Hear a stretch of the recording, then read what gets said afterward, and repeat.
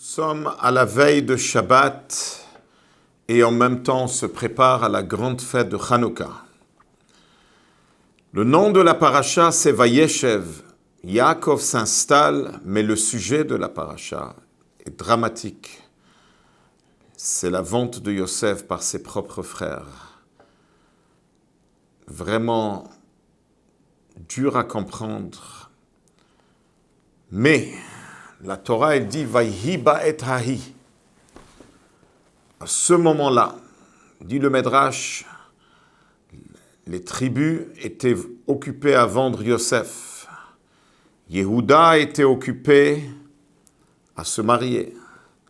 Et Dieu était occupé à créer la lumière de Mashiach qui sort de Peretz, le fils de Yehuda.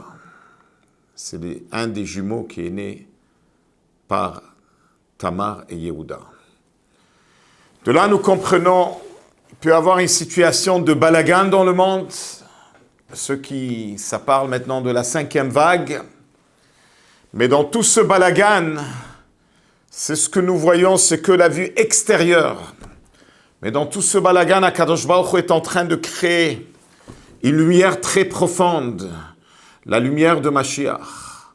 C'est pour cela que quand Be'ezrat Hashem, à partir de dimanche soir, quand on allume les bougies de Hanouka, le grand tzaddik Rabbi Yosef Yitzhak Schneerson, le 6e rabbi de Chabad, il a dévoilé le secret qu'il faut s'asseoir et écouter ce que les bougies nous racontent. Les bougies nous racontent qu'il ne faut pas voir le monde de la vue extérieure, il faut le voir plus profond. La lumière qui se cache dans la lumière de Mashiach, dans la lumière de Hanouka, c'est la lumière de Mashiach. Il n'y a pas une lumière aussi puissante que les bougies de Hanouka qui sont capables d'éclairer la plus grande obscurité. De là vient la source, la raison. Pourquoi il y a tellement de différences entre la menorah du Beth Amikdash et la menorah de Hanouka?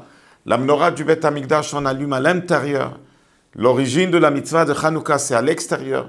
La menorah du Beth Amikdash, c'est la même quantité tous les jours. La menorah de Hanouka, tous les soirs, il faut ajouter. La menorah du Beth Amikdash, c'est 7. La menorah de Hanouka, c'est 8. La menorah de Beth Amikdash, on allume quand il fait jour. La menorah de Hanouka, c'est seulement après le coucher de soleil. Seulement quand il y a l'obscurité. Pourquoi tellement de différences?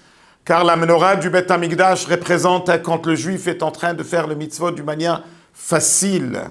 Il n'a pas d'obstacle.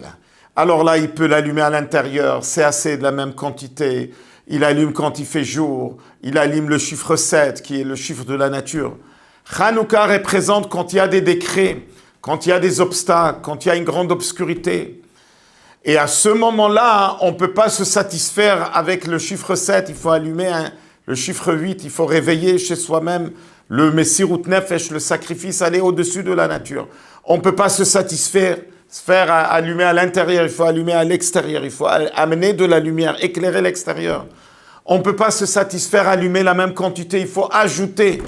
Celui qui veut gagner la guerre et faire face à l'obscurité de dehors, il doit constamment ajouter et aller en avant. Et c'est ça le secret de Hanouka. Le secret de Hanouka, c'est qu'il faut constamment ajouter Mossi ve'oler.